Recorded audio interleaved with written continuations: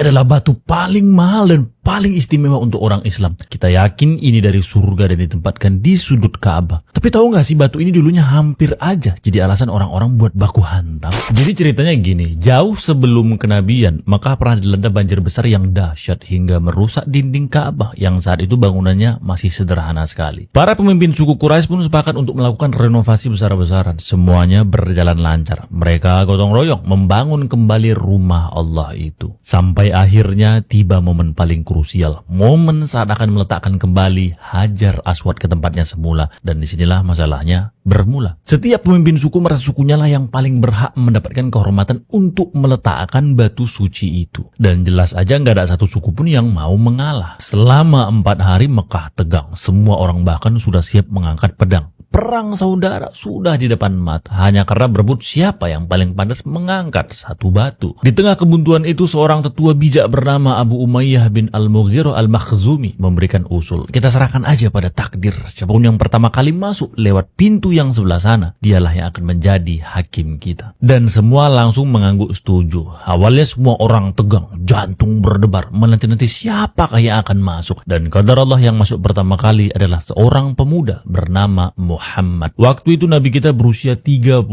tahun, yang mereka semua kenal dan orang-orang di sana percaya. Semua orang di sana mengelus dada tanda merasa lega. Untung Muhammad yang jadi hakim. Kami ridho padanya, dialah Al-Amin yang dapat dipercaya. Melihat masalahnya, Nabi kita itu nggak langsung menunjuk suku ini atau suku itu yang meletakkan batu. Beliau justru meminta sehelai selendang, lalu meletakkan Hajar Aswad tepat di tengah-tengahnya. Kemudian beliau meminta setiap pemimpin suku memegang masing-masing ujung selendang itu dan mengangkatnya bersama-sama. Dengan cara jenius inilah semua suku merasa mendapat kehormatan yang sama. Nggak ada yang kalah, semua menang. Setelah batu itu diangkat mendekati tempatnya, barulah Nabi Muhammad sendiri yang mengambil batu itu dan meletakkannya ke posisi semula. Betapa jeniusnya Nabi kita, sangat-sangat bijak. Padahal itu 1500 tahun yang lalu loh. Nabi kita itu udah paham manajemen konflik, dan harusnya cerita-cerita kayak gini yang kita sampaikan ke anak-anak muda hari ini. Apalagi zaman sekarang kan sering kali penuh konflik dan ego. Kalau generasi kita belajar sirah nabawiyah, kita bisa belajar cara menyelesaikan masalah dengan adil tanpa ada yang merasa dirugikan. Dan kisah-kisah sekeren ini hanyalah satu dari ratusan kisah lain yang menunjukkan keagungan akhlak dan kecerdasan Nabi Muhammad. Semua itu terangkum lengkap dalam satu sumber paling terpercaya, Sirah Nabawiyah karya Syekh Syaifur Rahman Al-Mubarakfuri. Karena itulah menurutku rasa-rasanya setiap keluarga ini harus punya satu minimal buku ini di rumah. Anggaplah ini sebagai investasi karakter untuk anak-anak kita.